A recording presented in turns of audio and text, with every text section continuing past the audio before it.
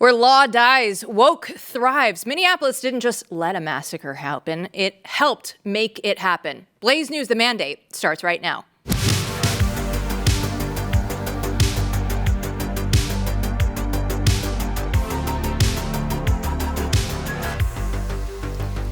Welcome in, everyone. I'm Jill Savage. Matthew Peterson, still out, you guessed it. But DC Politics editor Chris Bedford, welcome in to you. You know what? You get the gold star this week. You're the one showing up. Matt out there doing his own thing. No, not us. Look at us working. Better than miss Matt. I miss Matt. I can't wait to see him next week.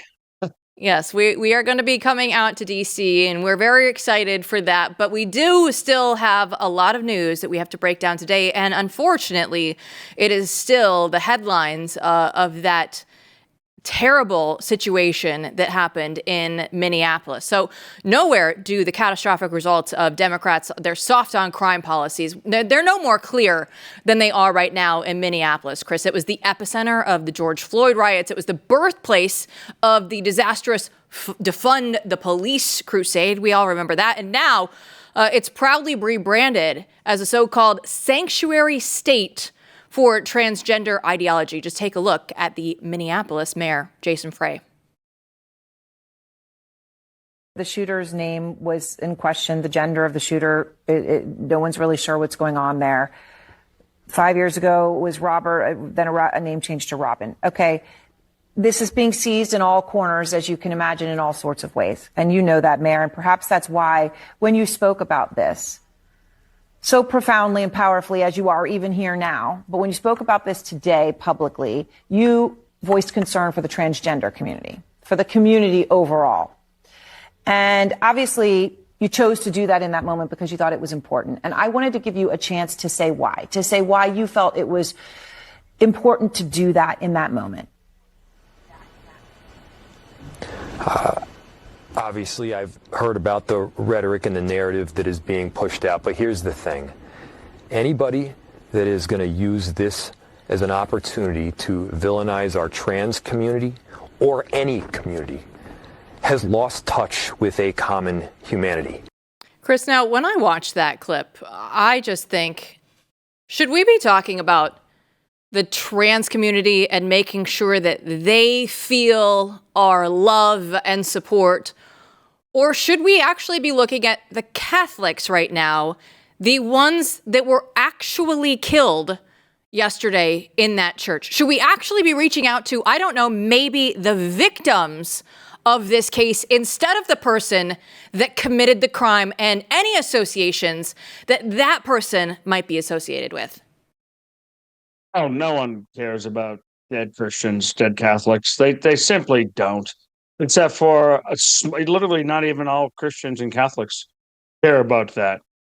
This is the 42nd or maybe 43rd attack on an American Catholic church this year alone in the United States.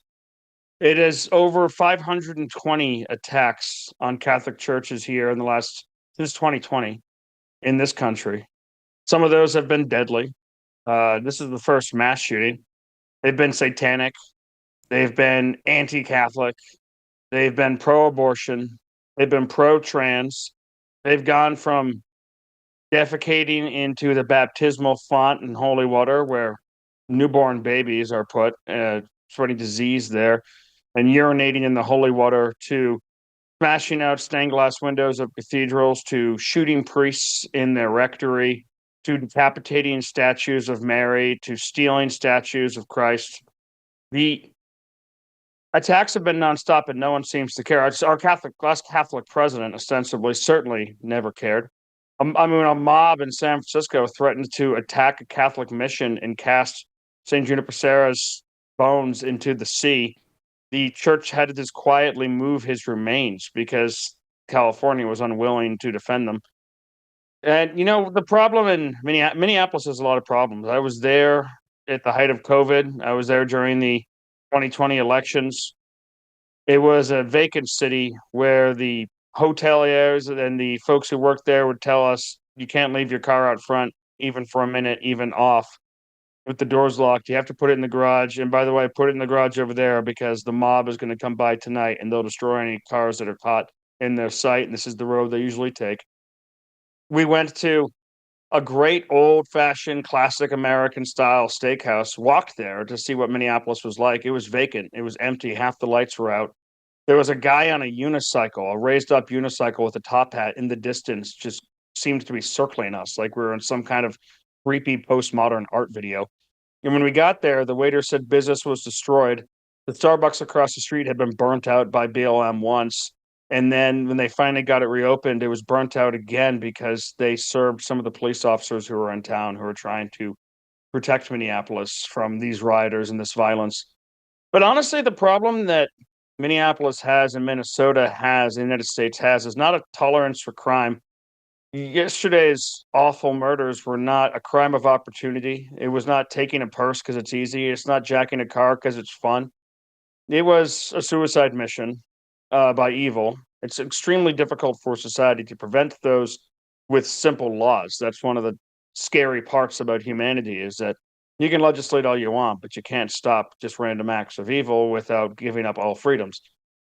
But the problem is that Minneapolis and Minnesota have had a extreme tolerance for evil and promoting evil.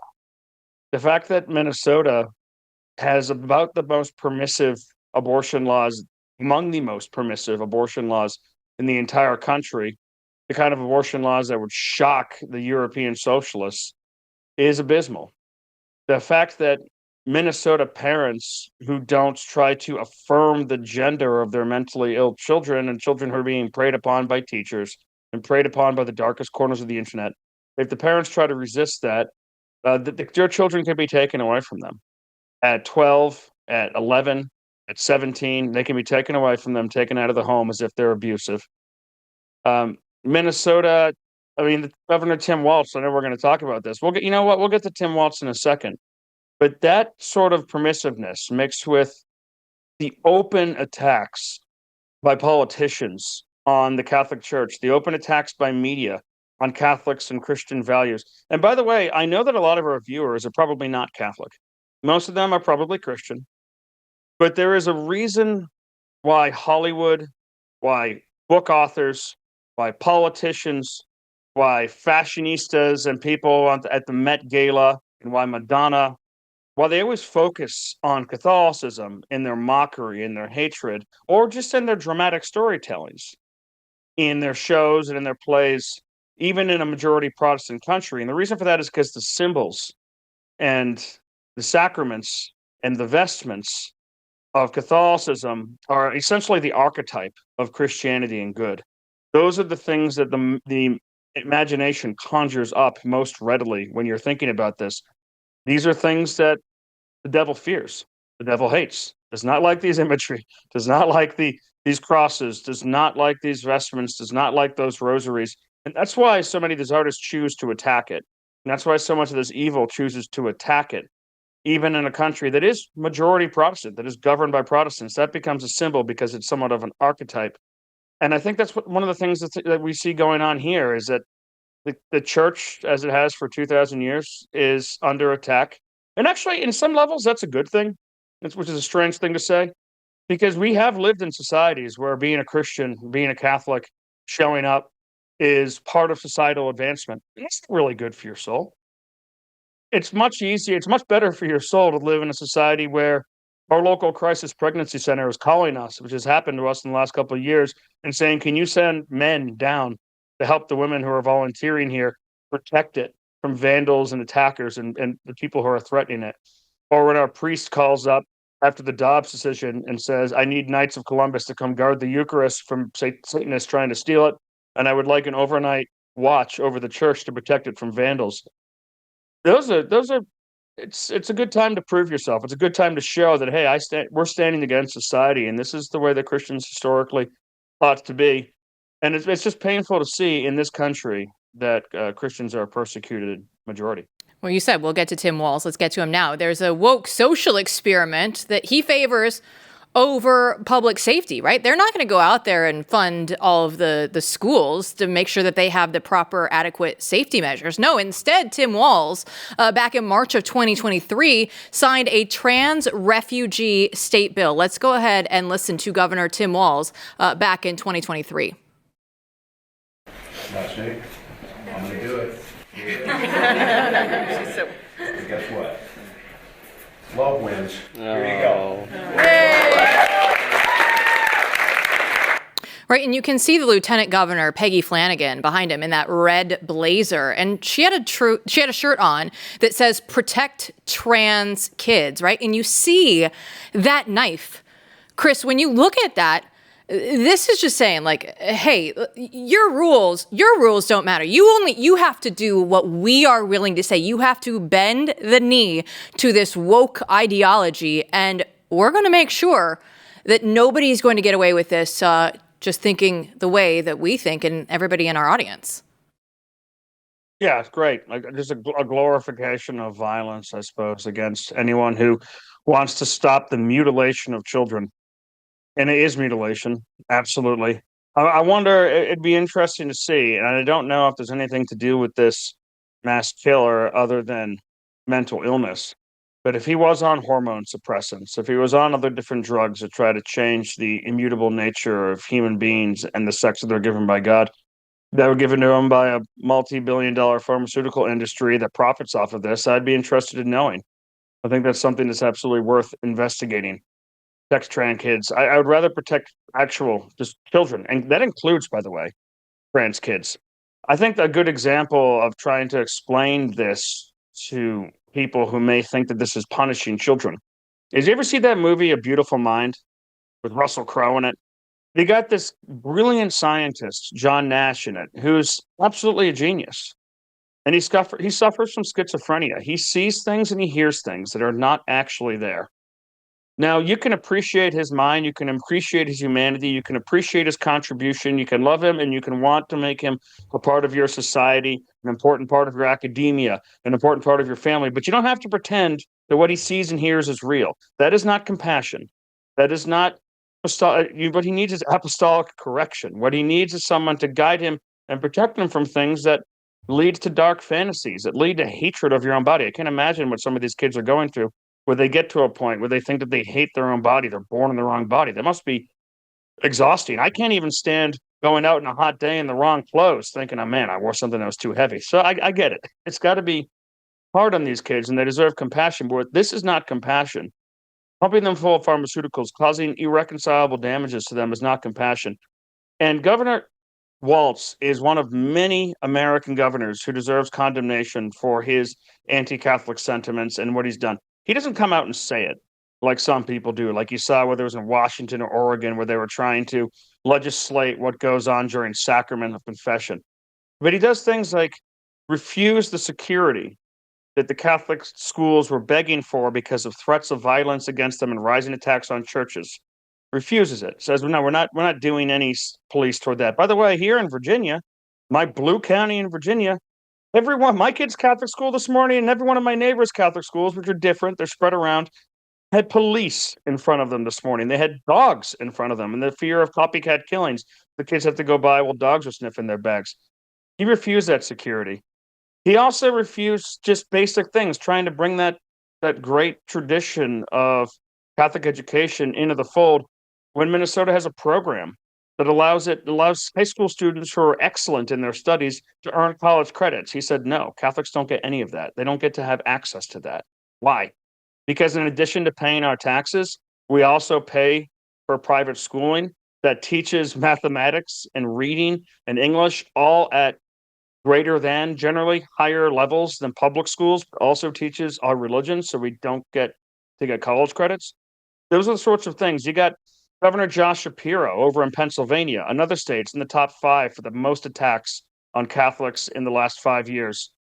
He made his bones and he made his political reputation attacking the Catholic Church over decades-old crimes, dragging everything that had happened and those awful things that had happened from those liberal seminarians in the 60s and 70s and dragging it back out into the public in the early 2000s and trying to use that to bankrupt the current church, which is just trying to tend to souls. That's how he became governor. We go to Massachusetts, which is another one of the states, traditionally Catholic, with one of the top 5 levels of attacks on Catholics in the country. And they shut down Catholic adoption agencies. They try to shut down Catholic hospitals. By the way, Catholics invented hospitals and adoption. These weren't invented by the pagans. They didn't exist before the church tended to them. And now they can't even do business in Massachusetts unless they're willing to give kids to trans couples, unless they're willing to give little boys to gay couples. These are the sorts of things that are going on in the United States and are being allowed by our politicians.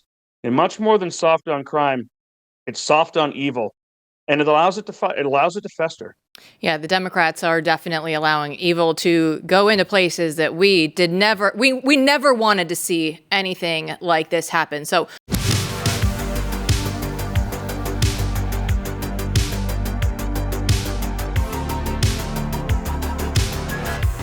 well, everybody's walking through the grocery store. You think you know you're getting until then, oops, there's over 4 billion pounds of meat. They were imported to the United States, and that's just last year. And a lot of it can still be labeled like it's right here from America. That's why you have to start thinking like, wait a minute, what am I actually eating? It says product of the USA, but the meat wasn't raised here. So what other kind of games are they playing?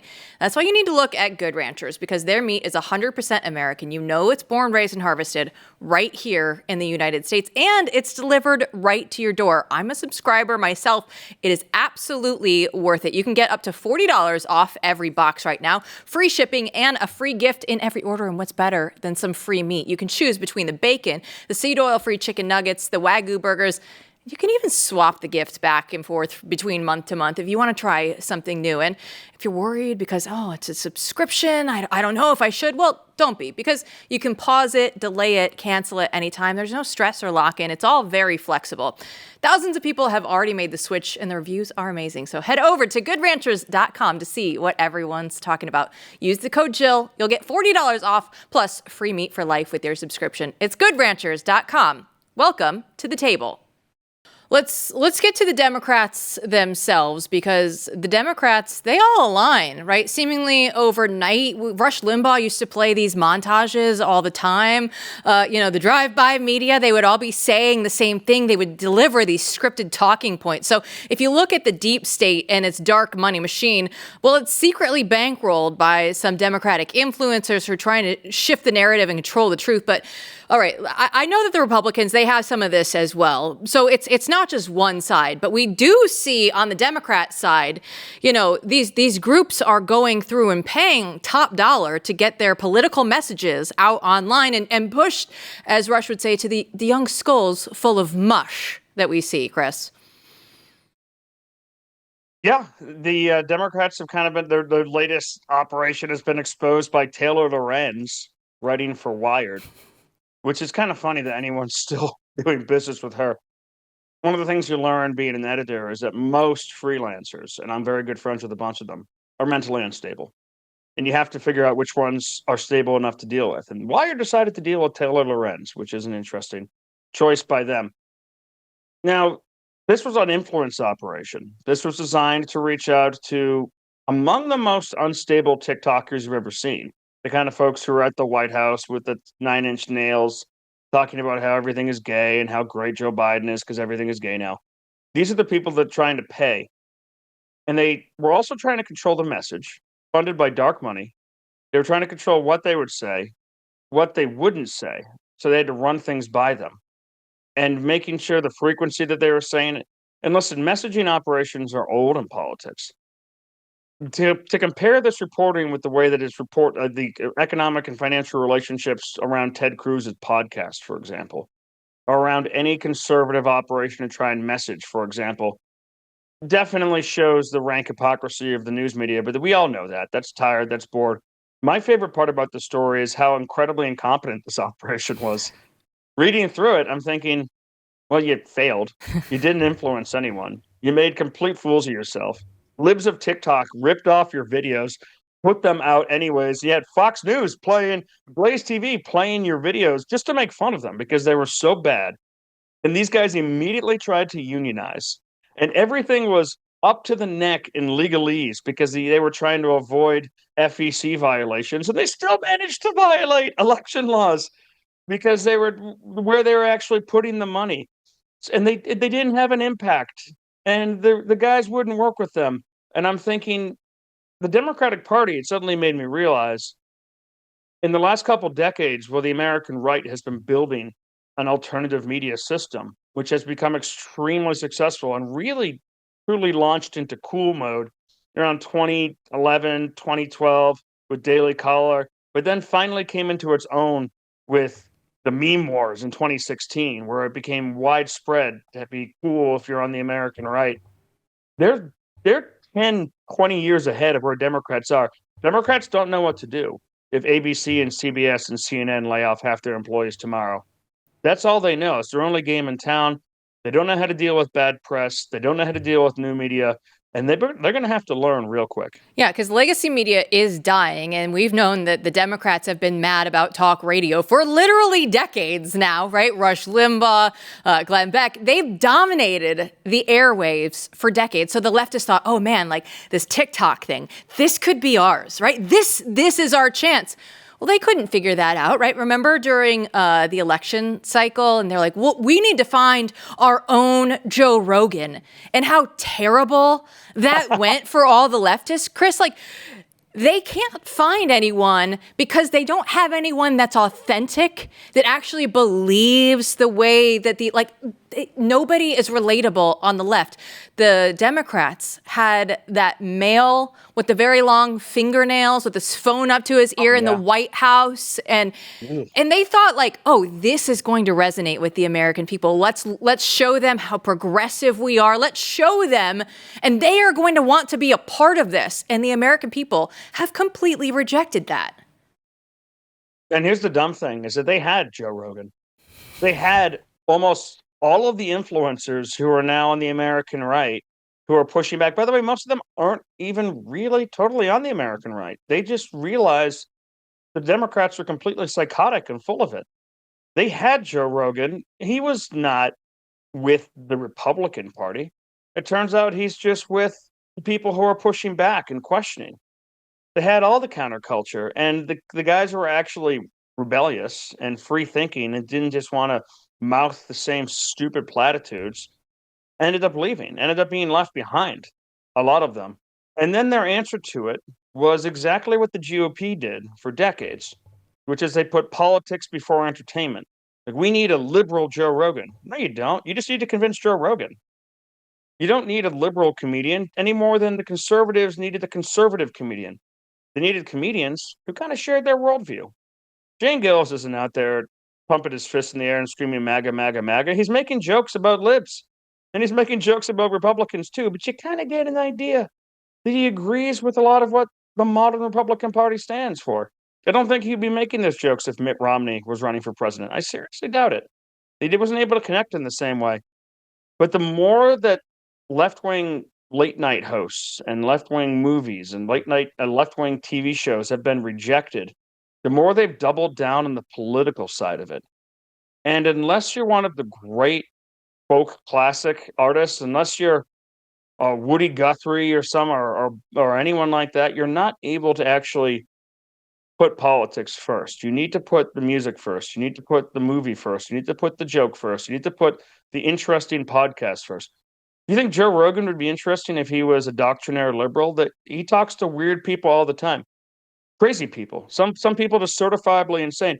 The best comparison I've ever heard of Joe Rogan is that he's like a tribal step chief who just hauls wise men before him and says, "Why is Earth round?" explained to Joe Rogan, and then is kind of impressed by the guy's explanations. He just lets people talk. That's why people are interested in him, and he asks questions which are interesting.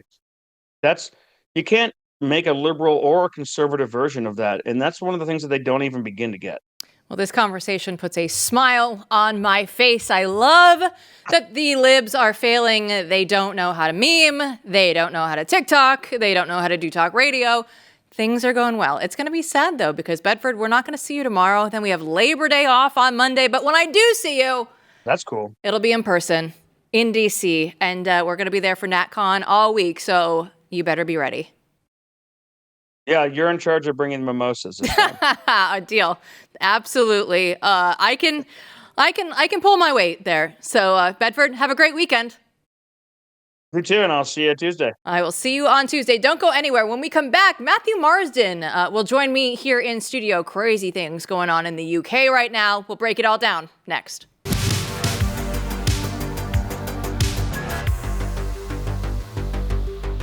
Well, we are in a world that's almost completely digital. Holding something in your hands is almost revolutionary. That's what Frontier Magazine is, right? You can actually have a piece of history. It's real, it's permanent, and it's not something that can be deleted or buried by an algorithm. So right now, Frontier Magazine, this beautiful magazine, this is issue number 3 here by Blaze Media. And when you have Frontier, like, you're owning something that lasts. You can actually pass this along to your friends. You can keep it on a bookshelf. It's a great coffee table book. And you know what? It's a way to just show everybody this is what's really happening. The only way to get it is through Blaze Unlimited. And you'll actually get extra VIP perks, early event access, members only content, and it's a premium experience that's built for people that want more. And it's not just about reading the truth. It's about owning it. So go to blazeunlimited.com/BNT right now to lock in your subscription. And the first 50 subscribers who use the code BLAZE50 today will get $40 off and receive a special digital bonus. You'll get the first 2 issues as well, so you can read all of Frontier from start to finish. That's blazeunlimited.com/BNT, promo code BLAZE50. 100 years ago, Great Britain dominated the seas and controlled roughly a quarter of the world's land and population. Today, Britain can't even defend its own children from foreign predators on its own soil. You don't dare! Yes, you have a knife. You don't! Hell, help me! Why are you fucking with us? Get bashers! Show the knife. Show the knife. Get Show the away from us! Show the knife. Show the knife. Don't touch her! That's it. That's it. Show the knife. Don't touch my little sister! Show the knife. That's it. Don't touch my little sister! She has 12! We're fucking... Where's her touching me? She has 12 and you just battered me, man! Bring my touching me! Yeah. Show the knife. Maracha. Don't touch her gun to me! Don't touch her! That video, the still image of it, has been on my mind all week long. Joining us now with more is Matthew Marsden. He's a Blaze contributor, actor, producer extraordinaire, and you're from here. You know what is going on back in Britain right now, and I just see this, and we see a frightened 14-year-old girl, right? And she has a bladed weapon, and she was charged for possessing a bladed weapon to try and defend her 12-year-old sister. So how does Britain get to the point where, like, you can't even rely on anyone? These kids are out there fending for themselves, as we saw in that video. Well, this is inevitable. When I moved to the United States around 2000, the mass immigration to the UK had started under the Tony Blair government in around 1997. And it's very often, it's kind of like boiling the frog, right? Like when you boil the frog, the heat comes up gradually. That's what was happening in the UK over the past 25 years. Now, for me, going back there, I saw a massive difference, especially in the last 5 years. I was over in the UK last summer. I went there twice, and it was very, very, very different. It was literally like visiting a foreign country. They're in real dire straits. And the problem is, in the same way you've seen the American public be gaslit on so many different things, the Brits have really, really been gaslit on this. There's a 2-tier justice system, even though they're saying that there isn't. There clearly is. And you have a situation like this, just so that people know, like, if you look at that footage that was there in the say over here, the apartment block that's behind it, we call them flats over in the UK, that is basically the project. So that is like where I grew up.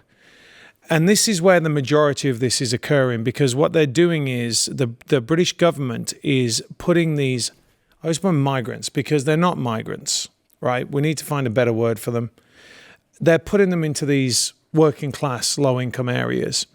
And these people who are, they've been told for years that their opinion doesn't matter anyway. They're being marginalized, and then they're being told, listen, we can't even help you. So this is what happens, because a lot of these kids in these working class areas have been subject to the grooming gangs that we've famously seen, and then they're told these aren't the droids you're looking for. In fact, they're told that you're racist if you highlight the fact that these are mainly Pakistani grooming gangs. That's just a fact. So it's got to this point now. Now, I do want to say that on this clip, the Daily Mail actually said that the person who was filming it was someone that went there. They did go there. They are a migrant, but they've been there for like 4 years or something like that. And I believe they were from, I think it was from maybe Bulgaria, something like that. But again, that's kind of like a red herring, isn't it? Because what we should be focusing on is why these little girls feel like they have to do this. This is not normal. Clearly, it's not normal. Yeah, this guy was technically permitted to be there. He's not a citizen, no, he's not a full-blown citizen, but he is still allowed to be there. And I'm thankful that we're still in the United States right now, because when a mass, when a shooting like it happened in Minneapolis, when that happened, we are still allowed, even if the leftists, try and cover up for it, we're still allowed here on this program to call evil out by what it is. And we can say that out loud. Go ahead and let's look at what the BBC has done with just an image of this 14-year-old girl there in Scotland. This is what they have to look at. They are not allowed to look at the bladed weapons. They had to blur them out, Matthew. Like they're not even really dealing with reality anymore. No, I mean, this has been something that has been a factor for a very long time. And when I moved to America, when I first came here, I didn't understand the freedoms that Americans had. Right, I was still under that mentality, like, well, of course you shouldn't have a gun. Who wants a gun? And then you read about the history of the United States, and you're like, well, actually, it's absolutely essential for freedom of speech. And what you're seeing over there, and it has been the case for at least 5 or 6 years, is oddly enough, Jill, the criminals have the weapons. Isn't that funny? Gun-free zone, except for the criminals, Matthew. It's the same thing over here, right? Like, we aren't allowed to, I say this coming from the communist state of California, that we weren't allowed to have concealed carry, but of course the criminals carry the weapons regardless. So what is happening right now was, and it continuing is inevitable, that the people out there are going to say, we have to protect ourselves. And this comes from not only terrible immigration policy, unrealistic immigration policy, a failure to recognize the difference in cultures, because that's really the biggest thing. They're importing a culture that is not compatible with Western society. And then what they're doing is they're saying, if you recognize that, then you're a racist and you need to go to jail.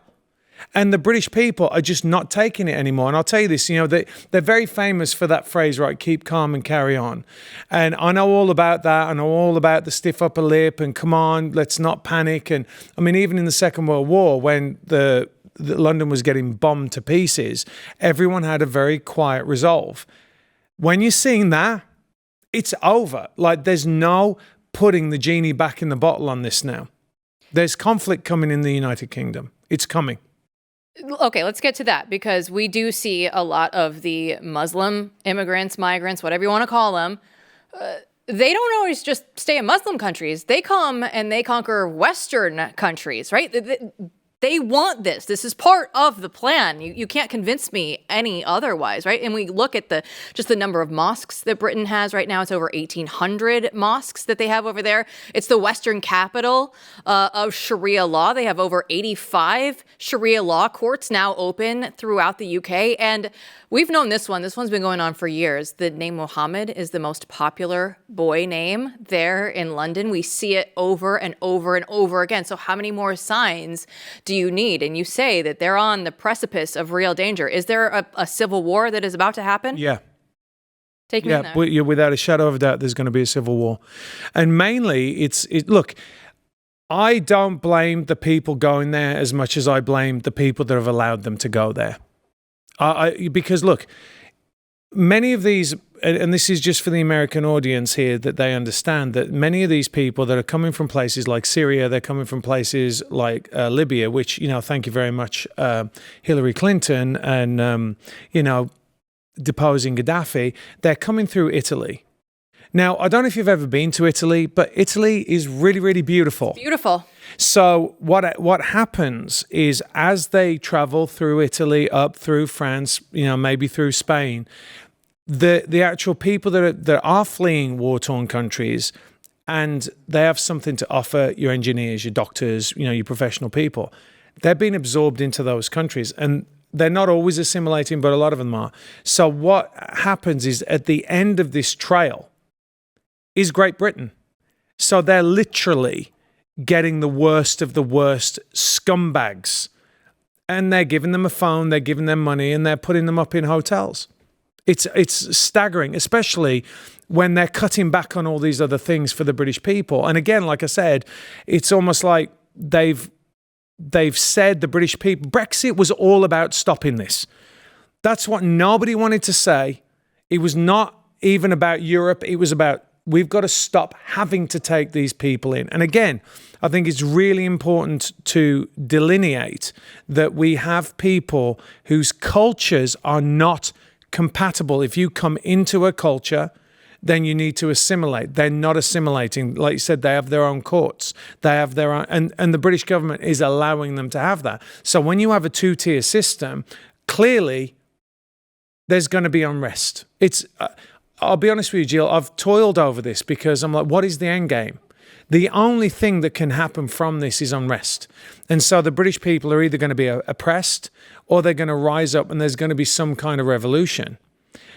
And neither of those things are really good. But what are the alternatives, considering they've got a government that's gaslighting them all the time? So you go from being the world superpower and, God save the Queen, and the Brits were proud people. Yeah. So how did they go from that as their history to just, okay, we're just surrendering the country right now? This is what's happening on the streets. Well, I will say this, and I'll say this in kind terms? Yeah, well, I'm going to say, firstly, I want to say it's in contradiction to a lot of good conservatives, right? I am behind Trump saying that you shouldn't burn the American flag.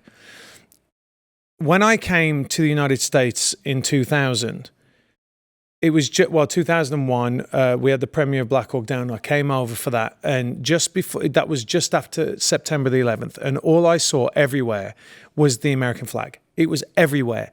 And the feeling of unity, of people coming together behind that, it was really moving to me. And to this day now, as a citizen, I get very emotional when I say the Pledge of Allegiance and I see the flag, because it has always meant that for me. Now, years ago in the UK, what they did was they said, if you fly, and it's the Union flag, right, which is, the one that everyone likes wearing on their clothes and everything, that is racist. If you like that, then you're a racist. Okay, so that started, at the end of the 80s with the football hooligan generation, which actually, that was my generation. Generation X was the football hooligan generation. So what they said was, if you fly the flag, if you fly the St. George's Cross, then you're somehow a racist. And they demonized it. And they made the British people feel guilty for their colonial past. And what they haven't done, again, this is exactly what they do in American schools, is they don't teach you all the good that Americans have done. The blue-haired freaks that have taken over schools are teaching, oh, you know what, this is an oppressive country, it's a racist country. This is what happens if you do it over 20, 30, 40 years. In England, you've got a very confined space with people flooding it. And that is what has happened, basically. So now what you see is people painting the islands. Have you seen it in the middle of the street? They're painting with the St. George's Cross. They're putting the flags up. And also, think about this. You can put up your pride flag. You can put up your Palestinian flag. But your Ukrainian flag. Don't forget the people's favorite. But you can't put up the Cross of St. George, which is it's the flag of the English. It's utterly absurd. And now people are done. And I think that it's a culmination of being oppressed under COVID. And the British people now are saying, that's not going to happen again. It's not going to happen. And Lucy Connolly, again, that was a huge flashpoint. We all know what they're doing. And it's the same as here. A lot of traditional liberals are going, this is wrong. We have to look at the alternative. So they're going conservative. So be proud of who you are. Don't let them take your history away. And let's go ahead and wrap up this conversation on the other side. We're going to bring this conversation back to America and get some of your answers next.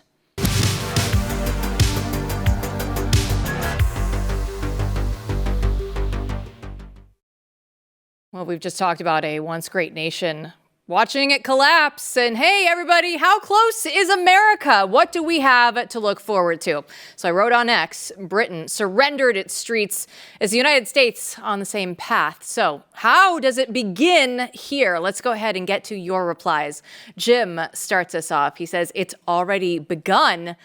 Look at Dearborn. And Matthew, that is one of the hot spots for sure. And that has been going on for decades already. Yeah, I think that there's a few things that could be implemented, as I know, coming through and becoming a citizen is you have to be able to speak English. I know that it sounds silly, but there's a lot of people that don't.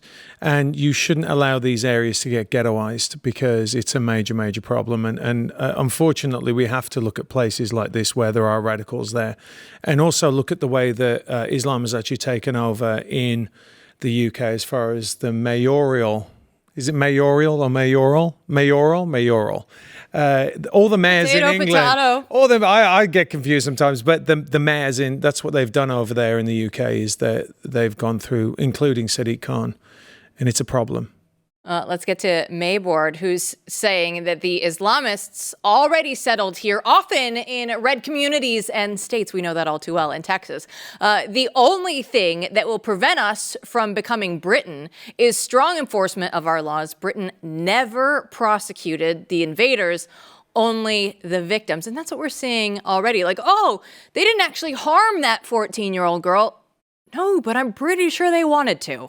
Well, it's also that particular person may not have, but people before have. And I think, it is, we've seen it here. I saw it in the communist state of California myself, how they're just like, we don't want to deal with this. So they're letting these people go. They're letting immigrants go. But I do think it starts, actually, I believe it starts with loving your country and being unabashedly proud of your country and teaching it in the schools. Because then you are able to push back against all the accusations that these people who should be very grateful to be in the country put towards American people. I can tell you, having been a 14-year-old girl myself at one point in time, I didn't just leave the house with a bunch of blades just in case, because things weren't that bad yet here in America, and I pray that they never get that bad here.